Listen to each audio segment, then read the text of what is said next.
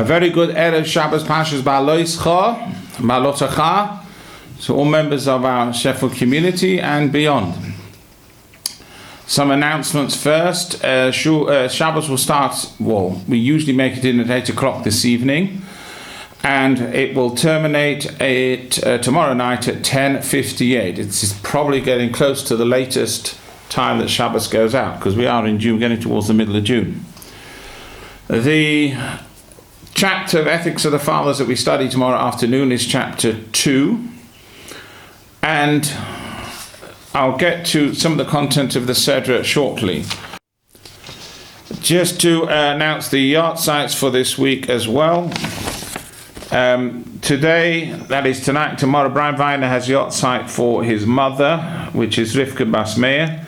On Sunday, Susan Fraser has yard site for her mother, Rochel Bas Shmuel Yaakov HaKohen, and Susie Shomer has yard site for her stepfather.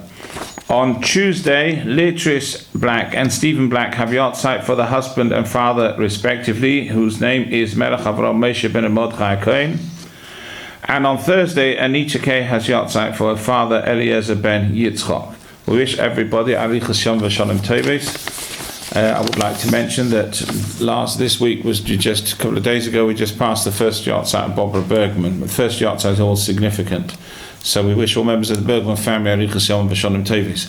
We have here a Parsha which is very full, because the Parsha Behaaloischo, if you like, picks up the narrative. Till now we've been learning a lot of laws and countings and that, but not the story, so to speak.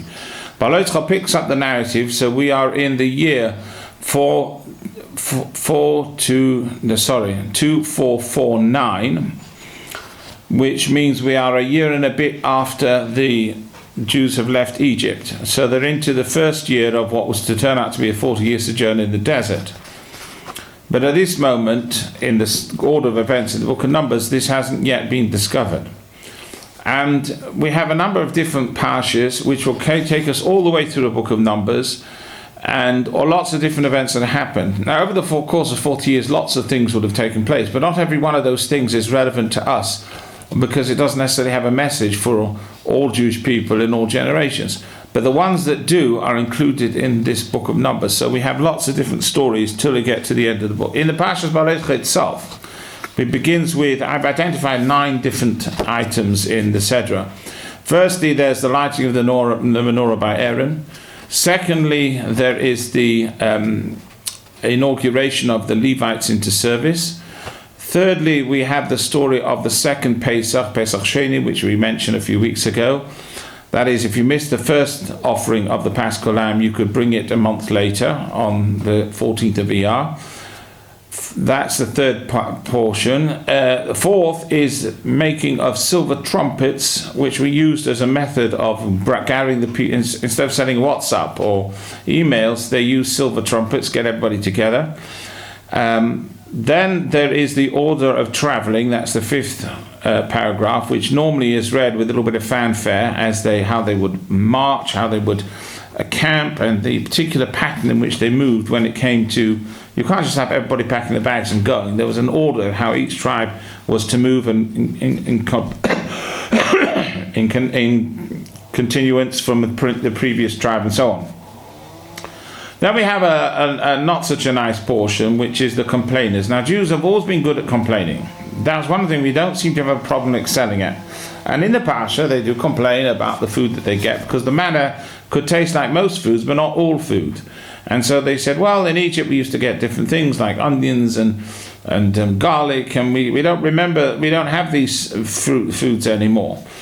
And so God was upset about them, and he was about to bring the complainers to justice. But the person who suffered most of this is Moses. He says, I can't cope on my own dealing with this people. Enough complainers. Any rabbi understands Moses very well. The next portion is when God says to him, okay, I'll give you some elders to whom you can delegate a lot of the running issues. And so 70 elders were chosen, and they all became infused with the spirit of prophecy. Then, after this had been sorted, God brought what they call quails to the camp. huge amounts, and then anybody wanted can absolutely gorge themselves on this quail meat. Now I say quails because I'm not sure, nobody really knows for certain if that's what they were. They're called in the Pasuk Salvim, Slav. Is that a quail? Could be. The trouble with kosher food is, in addition to having the signs of being kosher, there also must be a tradition that we eat that particular species. So quails, we don't have a clear tradition that we eat it. My Bubba made chicken soup, but I never heard the quail soup. I know of schnitzels, chicken schnitzel, ich weiß nicht von quail schnitzels. So, there is some debate about this. I do believe that in America there is a kashrus authority that rears quails, several versions of quails, and they claim that that one is indeed a kosher species. And finally, the ninth portion of this week's Sedra is where Moses is talked about, gossiped about by his sister Miriam. Now, it wasn't in a harmful way, but when you're talking about the very pious and the very highest levels of Jewish leadership, then every single detail of how they behave is held against them if they make a mistake. And Miriam said something about Moses which really, on reflection, perhaps she shouldn't have said. At least that's what the Torah tells us. What was her comment? Her comment is an interesting one, that Moses was married to Tzipporah. And I pause here because we've witnessed a lot of difficulty in America over the killing of a black man. And it brings a whole question of racism to the fore. Judaism does not recognize color. Moses' wife was black. Black. And he was very happy, and he is the highest you get. So Judaism does not see color as an issue. What was reverting back to the story in the Sedra, Moses and Tzipporah had separated. This wasn't due to matrimonial problems.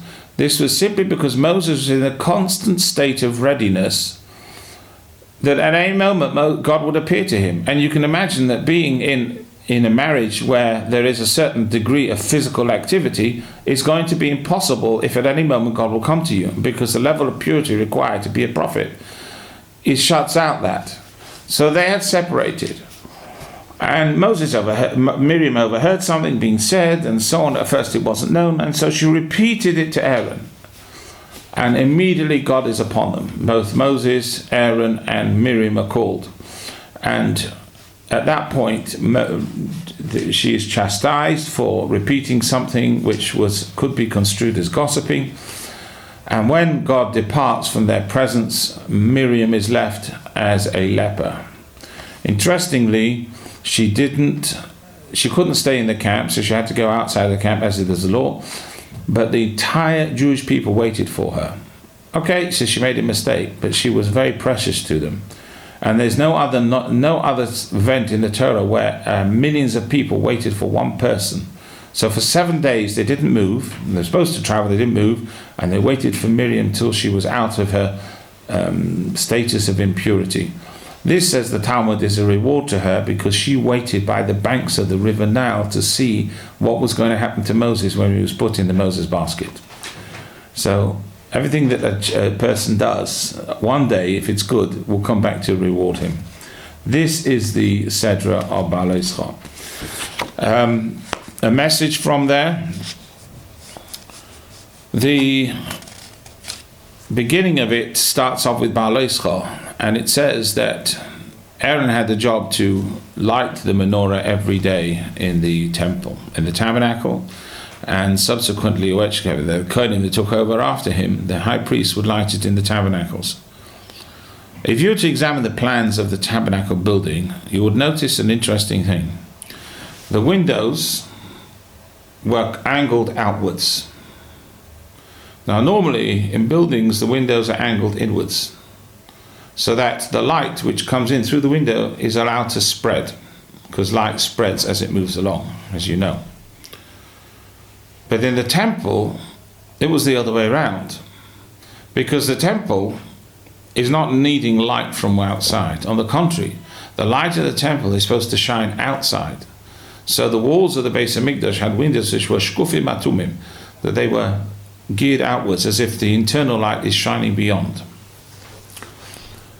Your homes are little temples. I've mentioned this a few times. Your home has become your shul, the place of study and the place of meeting via Zooms or whatever it is we use. But every home has become a little tabernacle. And this is not unusual, because this is what the verse says at the beginning. When God is instructing Moses to build a tabernacle, he says, make for me a tabernacle, and I will dwell in them. Them means each and every person. And you should know that your homes shine beyond yourselves, beyond your brick buildings.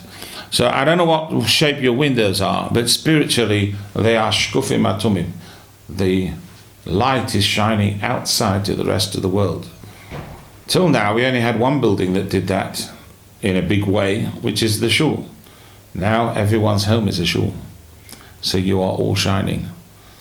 And that is, if you like, the message of this week's Sedra, or one of the many messages which can be derived from the beginning of this week's Sedra. I've got one question for you, which is just a teaser. It's in this week's Sedra, and it comes from a book which was given to me by Dorit Shomer, a wonderful little book with lots of little teasers. And the question is, who said, incinerate them, and to whom was it said? See if you can find the answer to that. Who said, incinerate them, and to whom was it said? All being well, I'll give you the answer next week. In the meantime, have a wonderful Shabbos. Good Shabbos.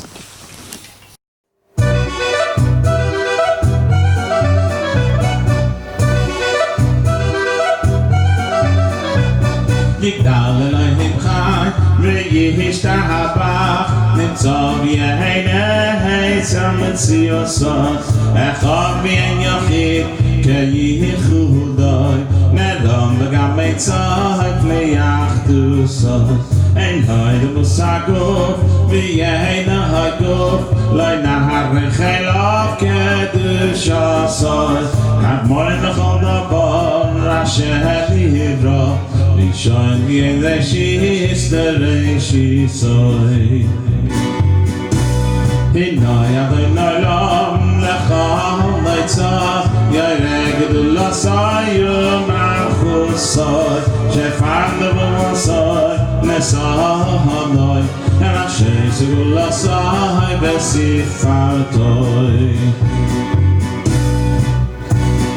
Come be Israel, Kemashai Navi, you Mahabi, Testament Nasai, Tairasai Mes, Nasali Amoye, Rayad Vihia, Neman Besoi.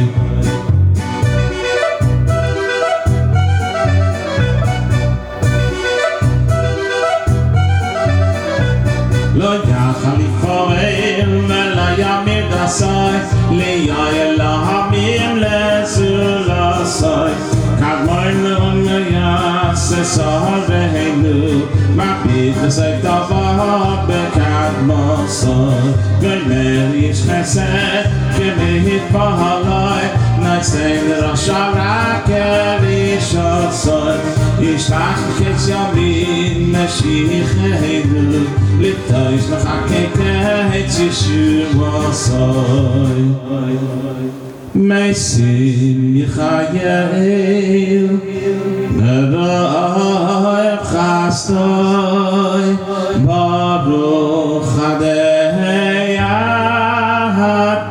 Shem Tehillah Soy. Meisim Yichayel, Neroy Chastoy, Baruch Adeyat, Shem Tehillah Soy.